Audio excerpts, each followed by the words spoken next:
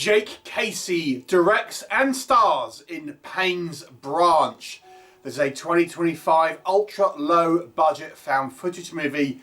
From what I can tell, the budget was around $2,000. So the story focuses on two friends as they are completing a project for school or college or something like that.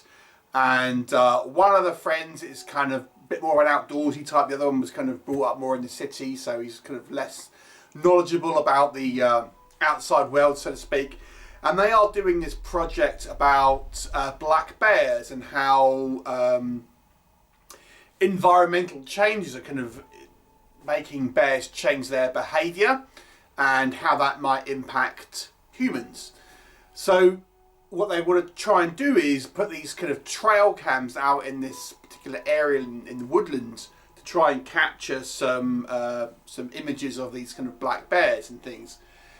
And then it kind of follows their attempts to do so. And what will happen with that? Have these bears' behaviours changed? Well, you'll have to watch the movie and find out. So let's discuss. And again, we have to remember this is a very, very low budget film. What works in this movie's favour? Now, clearly, the people involved in this movie are friends or possibly even family members outside of this film. There's only three people in the cast, our two friends, and then the college professor, who actually has the same last name as our director and star, so to speak. So I'm presuming it's like an older brother or father, or possibly. But what it does mean is that we get genuine sort of chemistry on screen, because these people do know each other. So you have this sort of naturalistic behaviour from our characters because they are clearly all know each other, you know, and as such they are very comfortable with one another, and they're kind of into their banter, their sort of conversations all feel sort of genuine, the reactions kind of feel genuine, and certainly with our main two sort of characters, their friendship feels sort of genuine, and the way they're sort of talking, even when it's just kind of like incidental dialogue in regards to anything else, you know. So that in respect was good. The concept of the found footage is that they are trying to capture stuff on film for a school project. So we have the reason why these guys are filming. You know, we've got the trail cams, we've got these kind of handheld cams that they're kind of using as well. So there's a good reason why these guys are filming.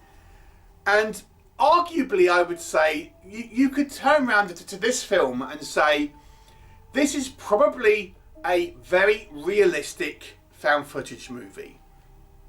Now, I say that because, you know, a lot of found footage movies ultimately have some type of horror element in it that, you know, that turns up at some point, and it's how these people are dealing with it. This movie, you could say, yes, it's a kind of realistic movie in some ways, because the vast majority of this movie is sort of set up, incidental dialogue, these guys filming their kind of school project, and a minimal amount of kind of air quote horror type of imagery on screen. But realistically, that's probably what it would be. You know, if this was a real thing that happened, the amount of screen time in regards to horror elements would be probably quite minimal. And you know, if let's say this was a camera that was recovered by the police, it's 99% going to be just them filming their college project, and that's kind of what the movie is. So this will come into a negative, but I would say on the upswing of that, you could arguably say, and I think correctly, so this is probably a realistic depiction of the events that would happen as they would happen. Let's talk about what doesn't work. And the flip side of that coin is that 99% of this movie is set up. yes, you could arguably say this is realistic in the sense that the events that are depicted in this movie and the time that it happens, where horror elements happen, is minimal compared to the rest of it.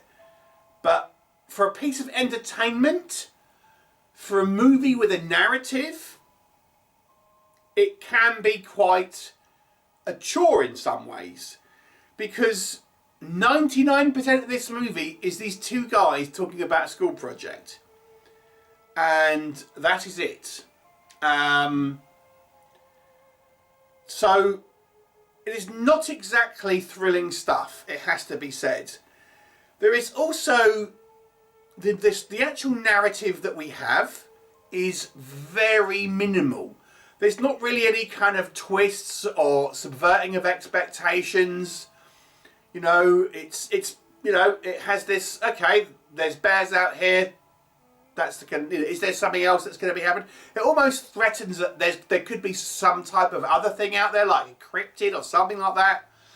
But ultimately, it's a very, very vanilla story in regards to, there's nothing really unexpected that's going to happen here.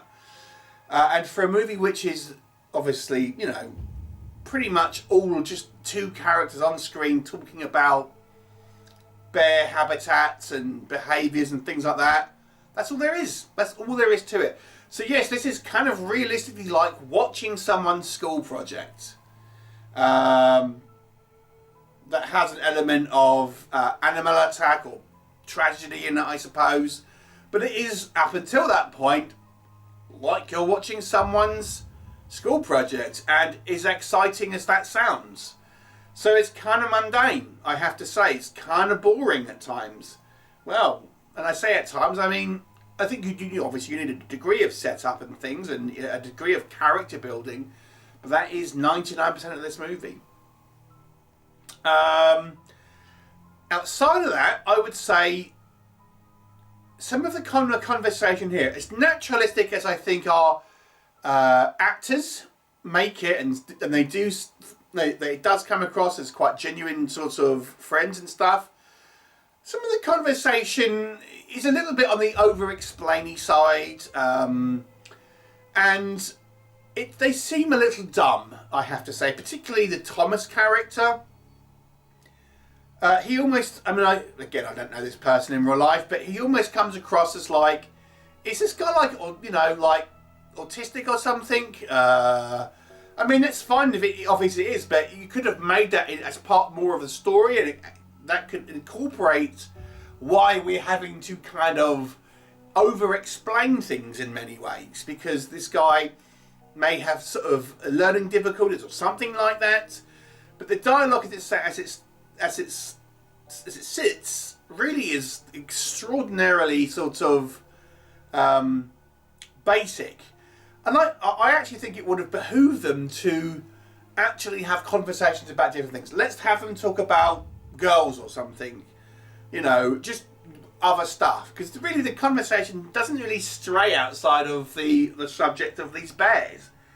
And as on target as that might be for the subject that they're trying to do, for two friends out in the woods, spending time together, they probably talk about other things as well. They probably talk about,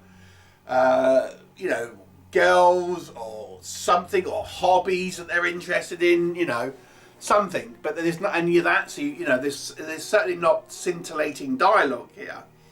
And so the subject about bears, it seems very, very basic at times. When we kind of get our inevitable horror elements, it is extraordinarily quick. For such a long setup, you would think maybe you would have some fantastic payoff. It is over in seconds.